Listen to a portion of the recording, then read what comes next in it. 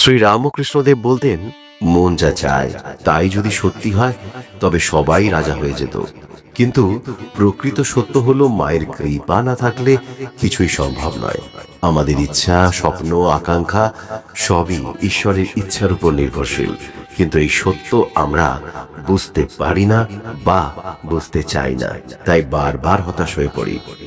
জীবনে আমরা কত স্বপ্ন দেখি, কত আকাঙ্ক্ষা লালন করি, কিন্তু বাস্তবতার কঠিন আঘাতে অনেকেই স্বপ্নকে বিসর্জন দিই। ঠাকুর বলতেন, জন্মগ্রহণ করেছিস, দুঃখ তো পাবি, কিন্তু তুই যদি মায়ের কৃপা লাভ করিস তবে এই দুঃখ তোকে কষ্ট দিতে পারবে না। স্বপ্ন পূরণে শুধু চেষ্টা নয়, ঈশ্বরের কৃপাও প্রয়োজন। অনেকেই ভাবেন তাদের স্বপ্ন পূরণ হবে না, কারণ সময় তাদের স্বপ্নের বিরোধী। কিন্তু মা বলতেন, ভগবান যদি কিছু দেন তাহলে কেউ তা কেড়ে নিতে পারে না, আর যদি কিছু না দেন তাহলে কেঁদে কাটলেও তা পাওয়া যায় না। স্বপ্ন পূরণ হবে কি না তা সময় নয়, মা বলবেন। শ্রীরামকৃষ্ণদেব বলতেন, তুই যদি একান্ত মনে ডাকিস তবে মা তোকে আস্তে আস্তে টেনে নিয়ে যাবে। স্বপ্ন পূরণের জন্য শুধুমাত্র পরিশ্রম নয়, মন থেকে মাকেও ডাকতে হবে। মা বলতেন, শুদ্ধ মন নিয়ে ডাকলে মা কখনো কারো প্রার্থনা ফিরিয়ে দেননি। তাই যদি সত্যিই কোনো স্বপ্ন থাকে তবে সময়ের সাথে লড়াই না করে মায়ের হাতে নিজের স্বপ্ন সমর্থন করতে হবে। মা যদি চান তবে স্বপ্ন নিজেই সময়ের বিরুদ্ধে লড়াই করে সত্যি হয়ে উঠবে। স্বপ্ন পূরণের জন্য শুধু নিজেকে বিশ্বাস করলেই হয় না, মাকে বিশ্বাস করতে হয়। তোর মা আছে, চিন্তা কিসের? এই বিশ্বাস যদি আমাদের থাকে তবে কোনো বাধাই আমাদের স্বপ্নকে ধ্বংস করতে পারবে না। তুমি কি সত্যি তোমার স্বপ্নের জন্য মাকে ডাকতে প্রস্তুত? যদি প্রস্তুত থাকো তবে নিশ্চিত থাকো, মা কখনো তোমার প্রার্থনা ব্যর্থ হতে দেবেন না। এক পূর্ণিমার রাত, শ্রীরামকৃষ্ণদেব তখন গভীর ভাবের মধ্যে আচ্ছন্ন। শিষ্য রাম একদম বিমর্ষ হয়ে বসে আছে ঠাকুরের সামনে, চোখে জল, মুখে হতাশার ছাপ। ঠাকুরের সামনে বসে কাঁপা কাঁপা গলায় বলল, ঠাকুর, আমি এতদিন ধরে চেষ্টা করছি, এত সাধনা করছি, কিন্তু কিছুতেই আমার ইচ্ছে পূরণ হচ্ছে না। মনে হয় আমি ব্যর্থ। মা কালী কি আমার স্বপ্ন শুনছেন না? শ্রীরামকৃষ্ণদেব এক দৃষ্টিতে তাকিয়ে থাকলেন শিষ্যের দিকে, তারপর মৃদু হাসলেন। গঙ্গার বাতাসে তখন যেন আশ্বস্ত করার এক অদ্ভুত প্রশান্তি। তোর স্বপ্ন কি? ঠাকুর জিজ্ঞাসা করলেন। আমি মা কালীকে চাই ঠাকুর। আমি চাই মা আমার ডাকে সাড়া দিন। আমি চাই আমার ইচ্ছে পূরণ হোক। ঠাকুর চোখ বন্ধ করলেন, কিছুক্ষণ চুপ করে থেকে বললেন, সে তো হবেই রে, তবে জানিস তুই যা চাইছিস তার জন্য কি সবচেয়ে বেশি প্রয়োজন? কি ঠাকুর? অগাধ বিশ্বাস। বিশ্বাস ছাড়া কি কিছু হয় রে? মা তো আছেনই, কিন্তু তুই কি সত্যি মনে প্রাণে ডাকিস? শিষ্য কিছু বলল না, মাথা নিচু করে বসে রইল। ঠাকুর ধীরে ধীরে বললেন, মা কালী আর মা শারদা এক ও অভিন্ন। মায়ের কৃপা ছাড়া কিছুই সম্ভব নয়। তোকে তো শুধু ডাকতে হবে। বল, তুই কি মায়ের কাছে তোর স্বপ্নের কথা বলেছিস? শিষ্য মাথা তুলে তাকালো, কিছু বলল না। ঠাকুর তখন গভীরভাবে বললেন, মন খুলে মায়ের কাছে বল, আর মনে রাখবি, মা কখনো কারোর কথা ফেলেন না। কেবল সঠিক সময়ের অপেক্ষা করিস। স্বপ্ন তো মায়ের আশীর্বাদেই পূর্ণ হবে, কিন্তু তার জন্য তোর বিশ্বাস অটুট থাকা চাই। মা কালী তো কেবল ভয়ঙ্করী নন, তিনি আবার মা শারদার মতো মমতাময়ীও বটে।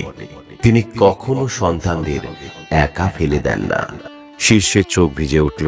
ঠাকুর বললেন, তুই আজ রাতেই গঙ্গার ধারে গিয়ে অন্তর থেকে একবার বল, মা, আমি তোমাকে চাই, তোমার কৃপা ছাড়া আমার কিছুই সম্ভব নয়।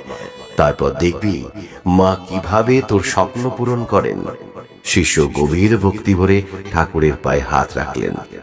স্বপ্ন পূরণ হওয়া নিয়ে মা শারদা ও শ্রীরামকৃষ্ণদেব কয়েকটি কথা বলে গেছিলেন। শ্রীরামকৃষ্ণদেব বলতেন, মায়ের কৃপা ব্যতীত কেউই মুক্তি পায় না। এই মুক্তি শুধু মোক্ষ নয়, জীবনের যে কোনো বাধা অতিক্রম করাও মায়ের কৃপা ছাড়া সম্ভব নয়। যদি সত্যি স্বপ্ন পূরণ করতে চাও, তবে প্রথমেই মাকে স্মরণ করো, তার কৃপা প্রার্থনা করো। এই বিস্ময়কর মন্ত্র দিয়ে আমি আমার অর্থ ও সৌভাগ্য কিভাবে আকর্ষণ করব? অবশ্যই আপনি কুবেরের অষ্টলক্ষ্মী মন্ত্র বা অন্যান্য অর্থ সৌভাগ্য বৃদ্ধির মন্ত্র জপের মাধ্যমে আপনার জীবনে অর্থ, সম্পদ এবং সৌভাগ্য আকর্ষণ করতে পারেন। কিভাবে এই মন্ত্রের মাধ্যমে আপনি অর্থ ও সৌভাগ্য আকর্ষণ করতে পারেন তা সহজ এবং সরলভাবে আমি বলে দিচ্ছি। ॐ ह्रीं श्रीं क्रीं कुबेराय अष्टलक्ष्मी मम गृहे धनं पुराय नमः। এক, প্রতিদিন সকালে বা সন্ধ্যায় স্নান করে পরিষ্কার পোশাক পরুন। নিজের ঘর বা পূজার স্থানে পরিষ্কার রাখুন। কিছুক্ষণ ধ্যান বা শান্তভাবে বসে মনকে স্থির করুন। 2, পূজার স্থানে কুবের দেব, মা লক্ষ্মী বা গণেশের ছবি বা মূর্তি রাখুন। একটি ছোট পাত্রে জলের পাশে ধূপ, দীপ, ফুল, ফল, নারকেল, শঙ্খ ইত্যাদি রাখুন। 3, জপ করার সময় মুখ দক্ষিণ দিকে রাখুন। একটি রুদ্রাক্ষ বা তুলসী মালা ব্যবহার করলে খুব ভালো হয়। মনোযোগ সহকারে ও ভক্তি নিয়ে মন্ত্রটি জপ করবেন। প্রতিদিন অন্তত 108 বার এক মালা জপ করুন। এটি 21 দিন বা 40 দিন পর্যন্ত ধারাবাহিকভাবে করুন। 5, মন্ত্র জপের সময় ও পরে মনে রাখুন আপনি ইতিমধ্যেই অর্থ ও সৌভাগ্য আকর্ষণ করছেন। ইতিবাচক চিন্তা ও কৃতজ্ঞতা প্রকাশ করুন। 6, মাঝে মাঝে গরিব দুঃখীদের সাহায্য করুন। দান করলে অর্থ ও সৌভাগ্য আরও বৃদ্ধি পায় বলে বিশ্বাস করা হয়। শুক্রবার ও পূর্ণিমার দিন মন্ত্র জপ করলে আরও ভালো ফল পাওয়া যায়। অর্থ সম্পদ সংক্রান্ত কোনো সংকল্প নিয়ে জপ যদি শুরু করেন, মনোবাসনা পূরণ হয়। কাজের প্রতি নিষ্ঠা, সততা বজায় রাখুন। শুধু মন্ত্র নয়, পরিশ্রমও সৌভাগ্য ডেকে আনে।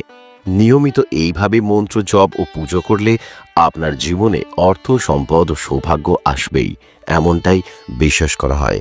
ধৈর্য ও বিশ্বাস রাখুন, সুফল অবশ্যই পাবেন। মা শারদা বলতেন, শুদ্ধ মন নিয়ে ডাকলে মা কখনো কারো প্রার্থনা ফিরিয়ে দেন না। স্বপ্ন পূরণের জন্য কেবল পরিশ্রম করলেই হবে না, মন থেকে মায়ের কাছে স্বপ্নের কথা জানাতে হবে। যদি একাগ্র চিত্তে মাকে ডাকতে পারো, তবে তিনি তোমার স্বপ্নের পথ তৈরি করে দেবেন। কিছু স্বপ্ন জন্ম থেকেই অনাথ, কেউ তাদের দত্তক নেয় না।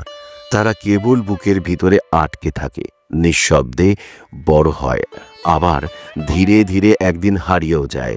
জীবনের শত প্রতিকূলতার ভিড়ে মানুষ বেঁচে থাকার জন্য এতটাই সংগ্রাম করে যে একসময় স্বপ্ন দেখা যেন বিলাসিতা মনে হয়। শ্রীরামকৃষ্ণদেব বলতেন, বীজ বপন করলেই ফল পাওয়া যায় না, সময় দিতে হয়। অনেকেই দ্রুত ফল আশা করে, কিন্তু প্রকৃতির নিয়মে সব কিছুরই নিজস্ব সময় আছে। তুমি যদি মায়ের কৃপায় বিশ্বাস রাখো, ধৈর্য ধরে অপেক্ষা করো, তাহলে সময় মতো তোমার স্বপ্ন সত্যি হবে। একটা সময় ছিল যখন সে আকাশের দিকে তাকিয়ে প্রতিজ্ঞা করেছিল একদিন ঠিক পৌঁছবে তার স্বপ্নের দোরগোড়ায়। কিন্তু জীবনের বাস্তবতা বড় নিষ্ঠুর। সময়ের সঙ্গে সঙ্গে প্রতিজ্ঞাগুলো মলিন হয়ে যায়, স্বপ্নগুলো জড়িয়ে পড়ে সংসারের কঠিন চক্রে।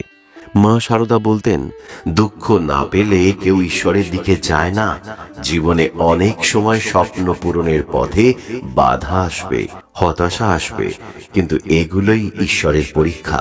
বাধা মানেই পরাজয় নয়, বরং এগুলো তোমার চরিত্র গঠনের জন্য দরকার। তাই কখনো হতাশ হইও না, বরং আরো বেশি করে মায়ের কাছে শরণ নাও। প্রতিদিন সকালে ঘুম থেকে ওঠা একঘেয়ে কাজ, হাজার বাধা বিপত্তি পেরিয়ে শুধু টিকে থাকার লড়াই, এসবের মাঝে স্বপ্ন কোথায় যেন হারিয়ে যায়। আর একদিন হঠাৎ করেই মনে হয় কোনো এক কোণে জমে থাকা ধুলো মাখা কাগজের মতোই স্বপ্নগুলো পড়ে আছে, কেউ খোঁজও নেয়নি। কেউ কেউ তো স্বপ্নকে নিজের হাতে হত্যা করে, কারণ তারা জানে জীবনের বাস্তবতা স্বপ্নকে বাঁচতে দেবে না। কেউ বা স্বপ্ন যে ছিল সেটাই ভুলে গেছে, মনের অন্ধকারে কোথাও হারিয়ে ফেলে সেই ছোট্ট ইচ্ছেগুলোকে। শ্রীরামকৃষ্ণদেব বলতেন, মা যা চান তাই হয়। তুমি তোমার স্বপ্নের জন্য পরিশ্রম করবে, কিন্তু ফলাফলের দায়িত্ব মায়ের উপর ছেড়ে দাও। যদি মা চান তবে কিছুই তোমাকে আটকাতে পারবে না, আর যদি না হয় তবে বিশ্বাস করো, মা তোমার জন্য আরো বড় কিছু ঠিক করে রেখেছেন।